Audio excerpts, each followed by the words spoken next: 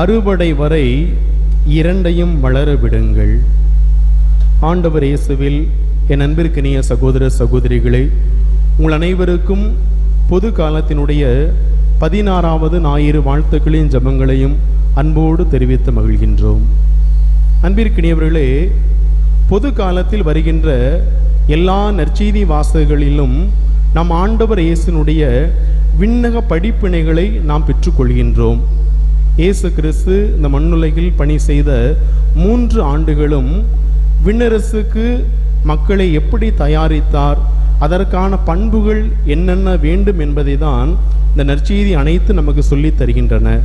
இன்று வாசிக்கப்பட்ட நற்செய்தி கடந்த ஞாயிற்றுக்கிழமை வாசிக்கப்பட்ட நற்செய்தியினுடைய தொடர்ச்சியாக அமைந்திருக்கின்றது. சற்று நீளமான நற்செய்தியாக இருக்கின்றது. அந்த நற்செய்தியினுடைய சுருக்கத்தை ஒரு வரியில் சொல்ல வேண்டும் என்றால், விண்ணரசிற்காக நம்மை நாம் எப்படி தயாரித்து கொள்ள வேண்டும். அன்பிற்கினியவர்களே, 2ஆம் வத்திக்கான் சங்கம் மிக தெளிவாக சொல்கின்றது, நாம் அனைவரும் விண்ணக திருப்பயணிகள். இந்த மண்ணுலகில் நாம் வாழ்ந்தாலும் நாம் விண்ணகத்திற்கு உகந்த அதற்கு தேவையான பண்புகளை நாம் கொண்டிருக்க வேண்டும். காரணம் என்னவென்றால், இந்த மண்ணுலகம் என்பது நாம் பயணம் செய்து கொண்டிருக்கின்றோம். விண்ணகமே நமது தாய் நாடு. எனவே அந்த விண்ணகத்தை நோக்கி நாம் பயணம் செய்வதற்கு நமக்கு உறுதுணையாக இருப்பது தான் நற்செய்தி நூல்கள். அதிலிருந்து கிடைக்கின்ற பண்புகள் நமது வாழ்க்கையை பண்படுத்த உதவுகின்றது. எனவே நாம் அனைவரும் விண்ணக திருப்பயணிகள்.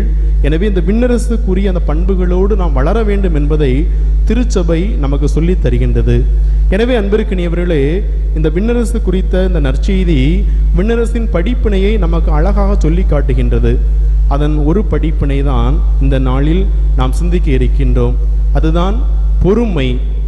கடவுளுடைய பொறுமையை இந்த நாளில் இந்த நற்செய்தி நூல்கள் இன்று வாசிக்கப்பட்ட எல்லா வாசகங்களும் நமக்கு சொல்லித் தருகின்றன. அன்பிற்கினியவர்களே, இந்த உலகத்தில் மனிதர்களுக்கு தேவையான மிக அடிப்படையான ஒரு பண்பு என்னவென்றால் பொறுமை. பொறுமைதான் எல்லோருக்கும் தேவையான ஒரு பண்பு. பொறுமைதான் ஒரு மனிதனை மிகப்பெரிய ஒரு மனிதனாக காட்டுகின்றது. பொறுமைதான் ஒரு மனிதனுடைய வளர்ச்சியில் மிக முக்கிய பங்காற்றுகிறது என்று சொன்னால் அது மிகையாகாது. அதன் காரணமாக தான் நாம் அன்றாட வழக்கங்களில் பயன்படுத்துகின்ற இந்த வார்த்தைகள். பொறுமை கடலிலும் பெரியது. கடல் எல்லையற்றது என்பது நமக்கு தெரியும். அந்த கடலை விட பெரியது எது என்று கேட்டால் பொறுமை என்று சொல்வார்கள். அதே போல பொறுத்தார பூமி ஆழ்வார் என்று சொல்வார்கள். பூமியை யார் ஆள முடியும்? பொறுமையோடு இருப்பவர்கள் ஆண்டு விடலாம் என்று சொல்வார்கள். ஆனால் பொறுமைக்கு அது மாறாக அதற்கு எதிர்பரமாக இருப்பது என்னவென்றால் அவசரம். அதுவும் இந்த காலகட்டத்தில் மிக அதிகமாக இருக்கிறது. இந்த அறிவியல் உலகம் எந்த அளவிற்கு வளர்ந்து கொண்டே போகின்றதோ அந்த அளவிற்கு எல்லோருடைய வாழ்க்கையிலும் அவசரம் என்பது இருக்கின்றது. எதை எடுத்தாலும் நான் மிக விரைவாக செய்ய வேண்டும். ஒரு இடத்திற்கு நான் பயணம் செய்கின்றேன் என்றால் மிக விரைவாக பயணம் செய்ய வேண்டும். நான் ஒரு காரியத்தை செய்கின்றேன் என்றால் அது மிக விரைவாக செய்து முடிக்க வேண்டும். இதன் காரணமாக நாம் பல நன்மைகள் இருந்தாலும் அதில் பல தீமைகள் அடங்கி விடுகின்றது. இதன் காரணமாக மனித வாழ்க்கையே சீரழிந்து விடுகின்றது. எனவே அவசரம் நமக்கு நன்மைகள் செய்தாலும் ஆனால் நீண்ட நேர அந்த நெடிய பயணத்திற்கு அது நமக்கு தீமையை தான் விளைவிக்கிறது. எனவே கடவுள் தருகின்ற இந்த பொறுமையை நாம் எப்படி நமதாக்க வேண்டும் என்பதை தான் இந்த ஞாயிறு வழிபாட்டு வாசகங்கள் நமக்கு சொல்லித் தருகின்றது. அன்பிற்கினியவர்களே, முதல் வாசகம் மிக தெளிவாக சொல்கிறது, கடவுள் நீதி உள்ளவர். அவர் நீதியை கனிவோடு வெளிப்படுத்துகின்றார். அப்படி என்றால் கடவுள் பொறுமை உள்ளவர் என்பதனுடைய வெளிப்பாடுதான் இது.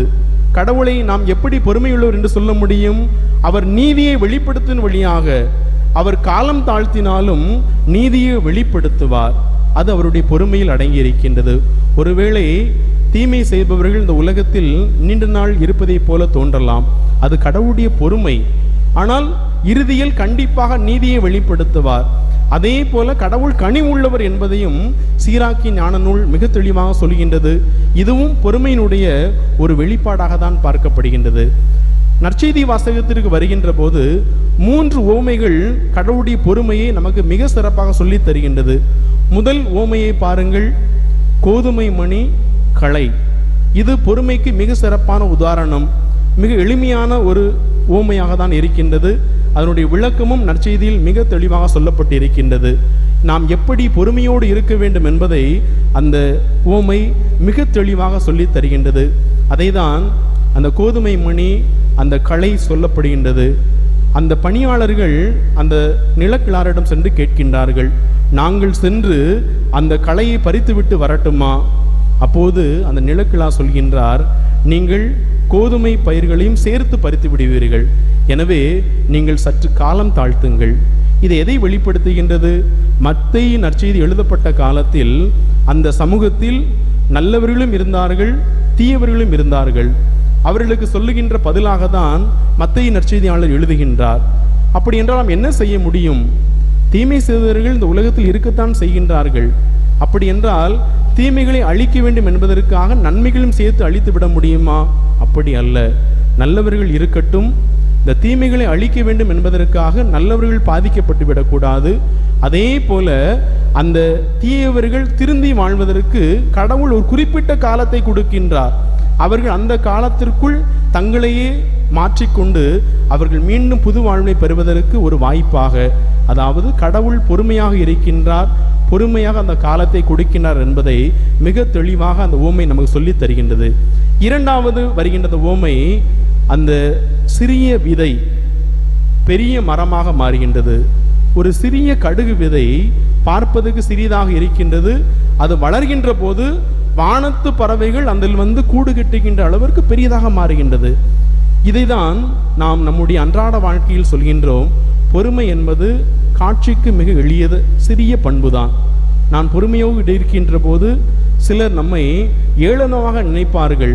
நாம் பொறுமையாக ஒரு நிகழ்வில் நாம் கடந்து செல்கின்ற போது நம்மை பிழைக்க தெரியாது என்று சொல்வார்கள். ஆனால் அது பெரிய காரியத்தை சாதிக்கும் என்பதை இயேசு கிறிஸ்து இந்த உவமையில் சொல்கின்றார். அதே போல அந்த புளிப்பு மாவு உவமையும், புளிப்பு மாவு சிறிதளவு புளிப்பு அந்த மாவு முழுவதையும் புளிக்க வைத்து விடுகின்றது. அதே போல சிறிதளவு பொறுமை என்பது அந்த வாழ்க்கை முழுவதையும் அழகுபடுத்தி விடுகிறது.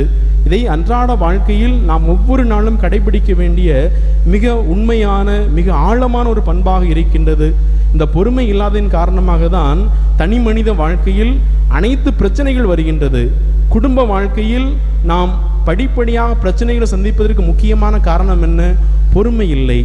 ஒரு வார்த்தைக்கு ஒரு வார்த்தை பொறுத்திருந்தால் எந்த பிரச்சனைகளும் வரப்போது கிடையாது. நாம் அனைவரும் குடும்பமாக வாழ்ந்து கொண்டிருக்கின்றோம். நாம் ஒருவர் மற்றவரோடு உறவோடு வாழ கடமைப்பட்டிருக்கின்றோம்.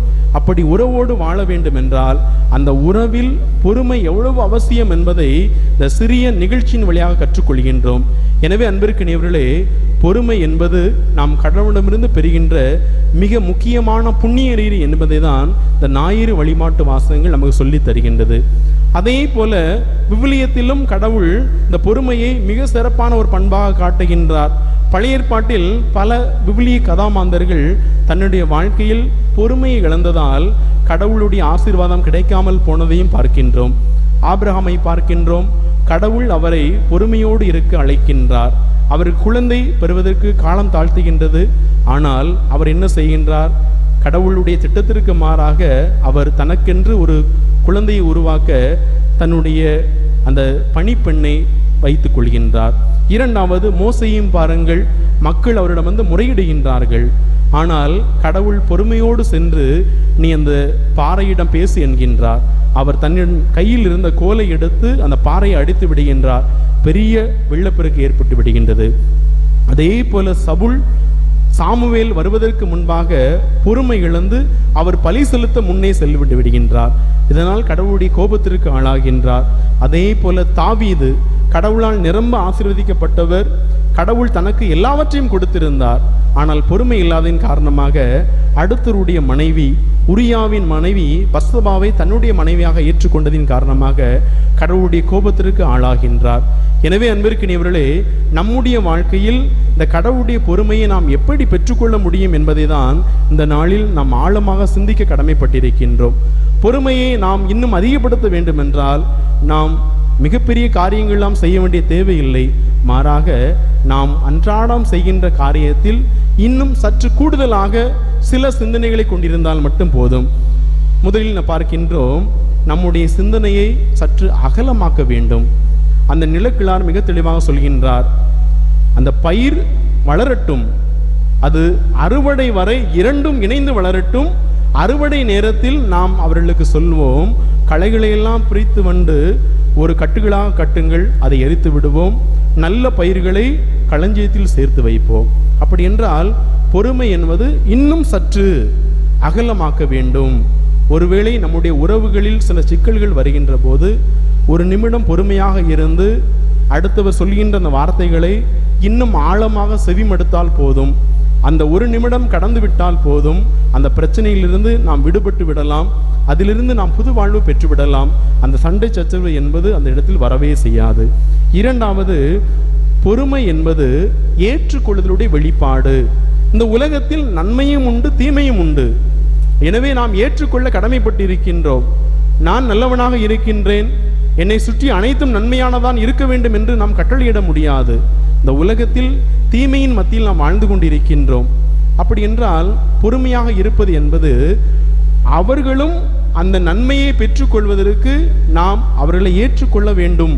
பல நேரங்களில் நாம் நல்லவர்களாக இருக்கின்றோம், பிறரை நாம் ஏற்றுக்கொள்ள தயங்குகின்றோம். பொறுமை என்பது ஏற்றுக்கொள்வதனுடைய ஒரு வெளிப்பாடாக இருக்கின்றது. இன்று குடும்பத்தில் இருக்கின்றோம் என்றால் நாம் ஒருவேளை நல்லவர்களாக இருக்கலாம், நாம் தினந்தோறும் திருப்பலியில் பங்கெடுக்கின்றோம், தினந்தோறும் விவிலியம் வாசிக்கின்றோம், நாம் ஜெபிக்கின்றோம். அதன் வழியாக நமக்கு நன்மையாக இருப்பதற்கு பல வாய்ப்புகள் கொடுக்கப்பட்டிருக்கின்றன. ஆனால் பிறர் அதை பெற்றுக்கொள்வதற்கு மனமில்லாமல் இருக்கின்றார்கள். அப்படி என்றால் பிறர் அந்த அளவிற்கு வருவதற்கு நாம் இன்னும் சற்று பொறுமையாக இருந்தால் அவர்களும் கூடிய விரைவில் நல்லவர்களாக மாறிவிடுவார்கள். மூன்றாவது பார்க்கின்றோம், நாம் இந்த உலகத்தில் பொறுமை என்பதை எப்படி வெளிப்படுத்த வேண்டும் என்றால், என்ன நடந்தாலும் பரவாயில்லை, என் வாழ்க்கையில் நான் நன்மையான காரியத்தை மட்டும் செய்து கொண்டே செல்வேன். அது என்னுடைய வாழ்க்கையில் எந்த நிலை வந்தாலும், இந்த உலகத்தில் தீமை இருக்கிறது, நன்மையும் இருக்கின்றது. பொறுமையாக இருப்பவர்கள் எப்பொழுதும் நன்மை செய்து கொண்டே செல்வார்கள். ஒருவேளை பிறர் பாராட்ட வேண்டும், பிறர் ஏற்றுக்கொள்ள வேண்டும் என்பதற்கு அல்ல, நான் என் வாழ்வில் நன்மையானவராக இருக்கின்றேன், எனவே நான் காண்கின்ற இடமெல்லாம், செல்கின்ற இடமெல்லாம் நான் நன்மையை செய்வேன். அதுதான் பொறுமையினுடைய வெளிப்பாடாக இருக்கின்றது. எனவே அன்பிற்கினிய சகோதர சகோதரிகளே, பொது காலத்தினுடைய 16வது ஞாயிற்றுக்கிழமையில் நாம் எல்லோரும் இணைந்து வந்திருக்கின்றோம். கடவுளுடைய பொறுமையை நாம் தியானித்திருக்கின்றோம். கடவுள் பொறுமையோடு இருந்து நாம் அனைவரையும் ஏற்றுக்கொள்கின்றார். இந்த உலகத்தில் நாம் பயணிக்கின்றோம் என்றால் நாம் அனைவரும் விண்ணக திருப்பயணிகள். அந்த விண்ணகத்தை நோக்கி நாம் பயணம் செய்து கொண்டிருக்கின்றோம். நாம் பொறுமையோடு இருப்பதை வைத்துதான் நாம் விண்ணக மாட்சிகளை பெற்றுக்கொள்ள முடியும் என்பதை இன்று உணர்ந்து கொள்கின்றோம். எனவே கடவுளுடைய பொறுமையை இன்னும் நிறைவாக பெற்றுக்கொள்வோம். அதன் வழியாக இந்த உலகத்தில் நான் நன்மையான மனிதர்களாக வாழ்வோம். அதற்கு தேவையான அருள் வேண்டி தொடர்ந்து திருப்பலியில் பங்கெடுப்போம். ஆமேன்.